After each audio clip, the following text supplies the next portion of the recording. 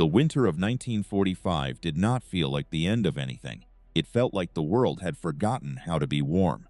The Ardennes forest in January was not a place. It was a punishment. Temperatures dropped so far below zero that engine oil turned to paste. Rifle bolts froze mid-action, and the steel hulls of American tanks became so cold that bare skin would tear away if it touched the surface.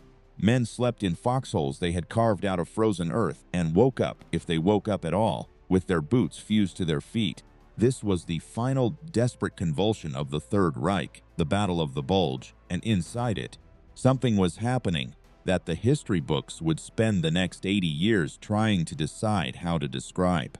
Near the Belgian village of Chenogne, soldiers of the 11th Armored Division captured a group of SS men from the 1st SS Panzer Division, the Leibstandarte, Hitler's personal bodyguard unit and one of the most feared formations the war had produced. These were not ordinary prisoners. These were men who wore their ideology like armor, men who had been told since adolescence that they were the biological and spiritual elite of the human race. And in a frozen tent somewhere in Belgium, one of them decided to prove it. The SS Obersturmführer brought in for interrogation did not behave like a man on the losing side of a war. He sat with the posture of someone who believed, genuinely and completely, that the men questioning him were his inferiors. When the conversation turned to Malmedy, where 84 American prisoners of war from the 285th Field Artillery Observation Battalion had been herded into a field and shot in cold blood just weeks earlier, he did not deflect or deny. He leaned into it, through a translator who could barely keep the disgust out of his voice. The officer stated that his unit did not take prisoners because mercy was a characteristic of a civilization too weak to deserve survival. He claimed personal involvement in the executions. He described it without remorse, without hesitation, and without any apparent awareness that the men listening to him were calculating something very specific about his immediate future. Word of this interrogation reached General George S. Patton, Jr. at his forward command post. The reaction that most people expected from Patton, the eruption, the theatrical fury, the profanity delivered at maximum volume did not come. Instead, the general went quiet. He read the reports of his own men found in the snow with their hands tied behind their backs. He read the witness accounts from Malmedy, and then he said something to his staff that contained, in a single sentence, the entire philosophy that would govern the Third Army's relationship with the SS for the remainder of the war. He told them that the difficulty in understanding the German was that you failed to realize you were dealing with a barbarian who belonged to the age of the Goths. He was not speaking historically. He was speaking operationally. He was telling his officers how he intended to respond. Patton was not a general produced by the modern world. He was something older, a man who believed in reincarnation, who felt genuinely that he had fought in ancient battles in previous lives, who approached warfare not as a logistical problem to be optimized, but as a moral contest to be won at every level simultaneously. When he looked at the SS and their deliberate, documented, proudly admitted rejection of the laws of war, he did not see a legal problem requiring a legal solution. He saw an enemy that had chosen the rules of a different era, and he made a private decision to meet them there. The consequence arrived on January 1st, 1945, in the fields outside Chenogne. Approximately 60 German prisoners, many connected to the same units responsible for Malmedy, were assembled in the snow. What happened next was not sanctioned by any written order. It did not need to be. The men of the 11th Armored were raw, exhausted, and carrying the specific kind of grief that comes from finding your comrades executed with their hands bound. The snow outside Chenogne turned dark that morning. Patton recorded the incident in his diary with a clinical brevity that itself said everything. He noted that the division was somewhat inexperienced and that the Malmedy massacre had produced a state of mind leading to some unfortunate incidents with prisoners. He added that he trusted the matter could be kept quiet. That entry has been analyzed by historians for decades. Some read it as the writing of a man covering up a war crime.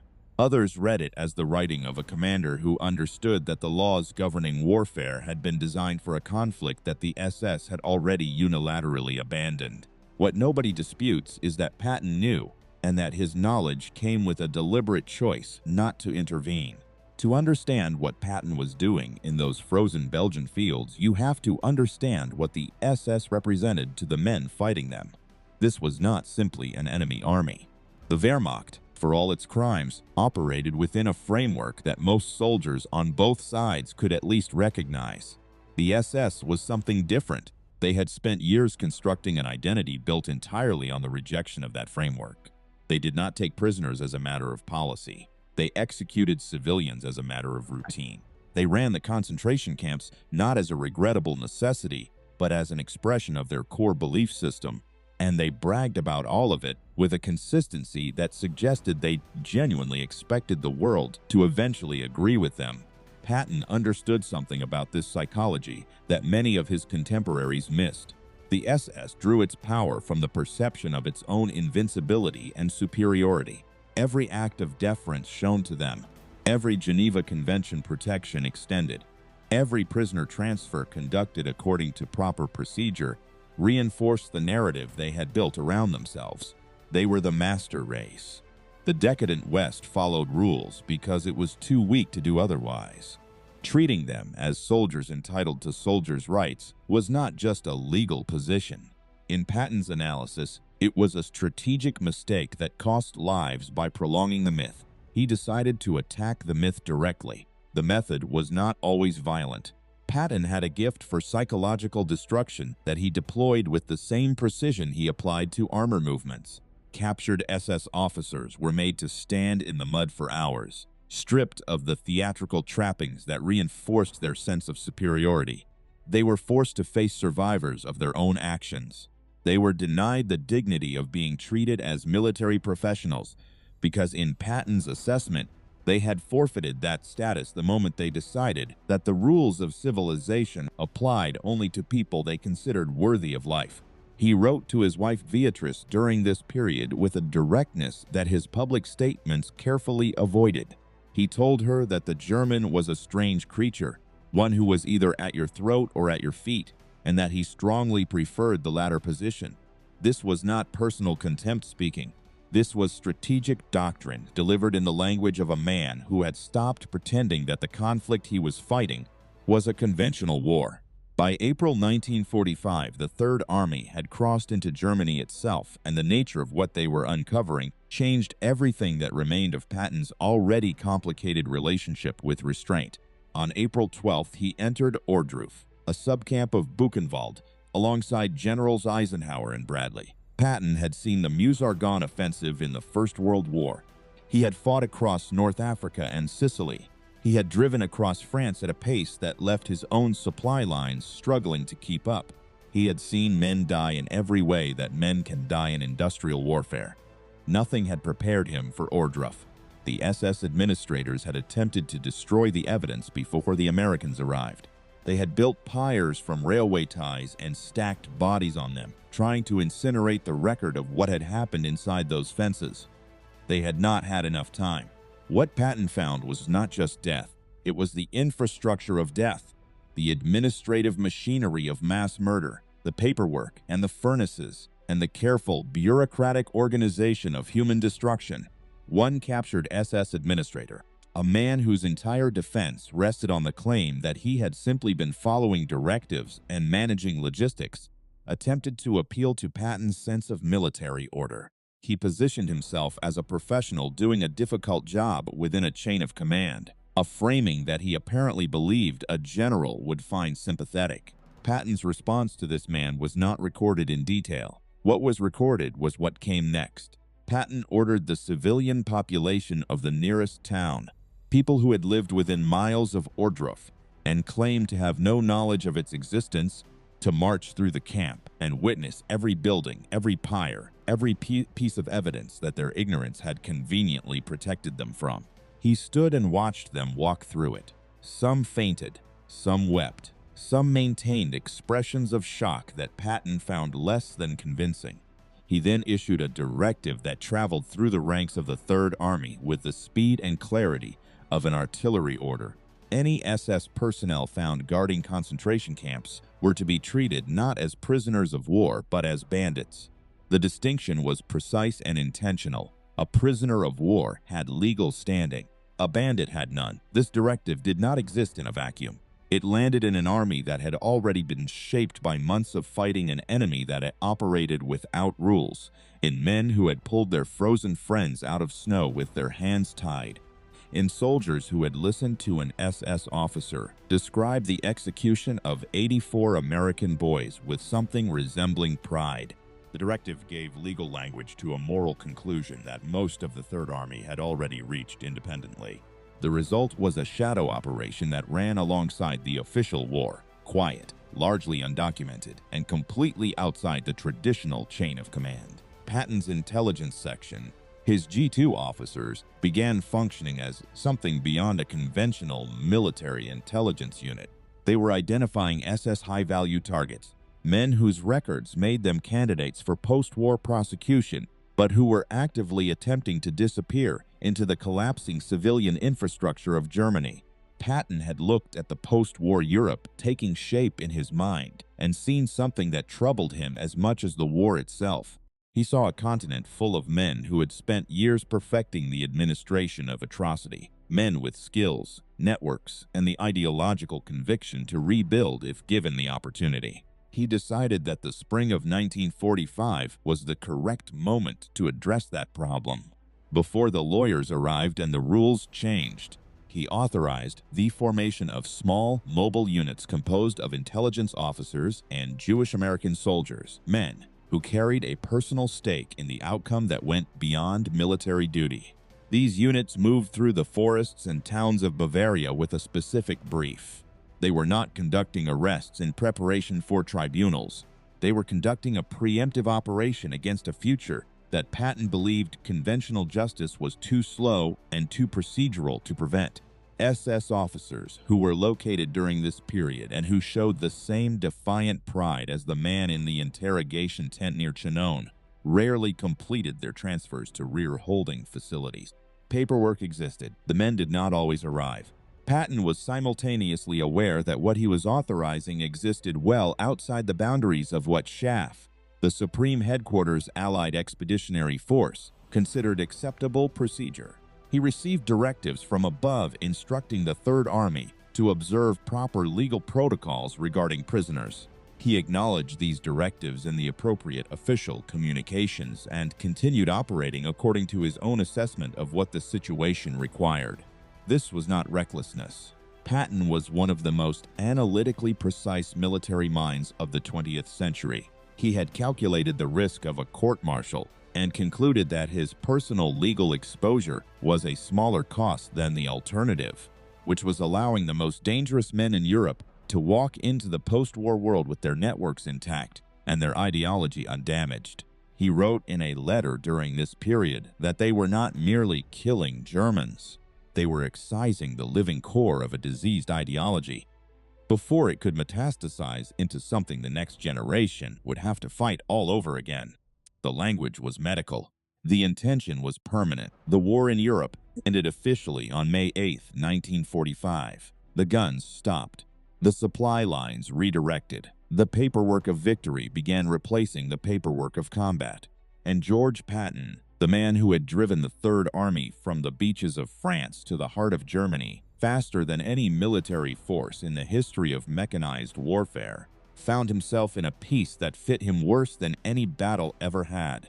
The transition revealed something about Patton that the war had kept carefully hidden beneath the momentum of constant movement and purpose.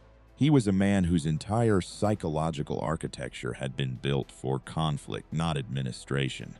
The post-war occupation required patience, diplomacy, and a willingness to work within systems that Patton had spent the last 3 years treating as obstacles rather than structures. He was appointed military governor of Bavaria, which placed him in direct authority over the very population he had just spent months fighting and over the denazification process that Allied command considered one of the central missions of the occupation. Patton approached denazification with the same independent analysis he had applied to everything else and reached conclusions that placed him in direct collision with official policy. He looked at the practical reality of administering a destroyed country. and concluded that removing every former Nazi Party member from every administrative position simultaneously would produce a governmental collapse that served nobody. He made pragmatic decisions about which former party members could be retained in technical and administrative roles. He made these decisions publicly and defended them in terms that gave his superiors no room to overlook them. At a press conference in September 1945, he compared the Nazi Party to the Republican and Democratic parties in America, suggesting that membership had often been a matter of social necessity rather than genuine ideology. The reaction was immediate and catastrophic to his career. Eisenhower relieved him of command of the Third Army within days. Patton was reassigned to a largely ceremonial position overseeing the 15th Army, a paper command with no troops and no operational role. The most aggressive battlefield commander the Western Allies had produced spent the final weeks of his life writing a history of the war he had just fought, stripped of the authority that had defined him for 30 years. He died on December 21, 1945, from complications following a car accident near Mannheim. He had survived the Meuse-Argonne, North Africa, Sicily, the drive across France, the Battle of the Bulge, and the final collapse of the Reich. He was killed by a low-speed collision on a road in occupied Germany 12 days after the accident occurred. He never made it home. The legacy he left behind is one of the most genuinely unresolved questions in the history of the Second World War. And the reason it remains unresolved is that it cannot be answered by looking at only one part of it. Patton, the battlefield commander, produced results that his contemporaries could not match, and that military historians still study as models of operational thinking. His ability to read terrain, manage momentum, and maintain the psychological pressure on an enemy across hundreds of miles and months of continuous combat placed him in a category that very few commanders in any era have occupied. But Patton, the occupation commander, Patton in the frozen fields outside Chenogne, Patton issuing directives about bandits and authorizing operations that bypassed the legal frameworks his government had committed to, that version of the man raises questions that military brilliance does not resolve. The actions he sanctioned and the actions he directly ordered existed outside the boundaries of the laws his country was simultaneously insisting the defeated enemy be held accountable for violating. That tension is not comfortable. It was not meant to be. What makes Patton genuinely difficult, more difficult than most military figures history has produced, is that the moral case against him and the moral case for him are both coherent. The men who argue that he was a war criminal are not manufacturing their position from ideology. The documented record of Chenogne, the directives issued after Ohrdruf, the shadow operations in Bavaria, these exist, and they describe actions that violate the standards Patton's own country was codifying into international law at the very moment he was violating them. The Nuremberg trials, which began in November 1945, were built on the principle that following orders did not excuse participation in atrocity, and that the laws of war applied universally regardless of what the enemy had done first.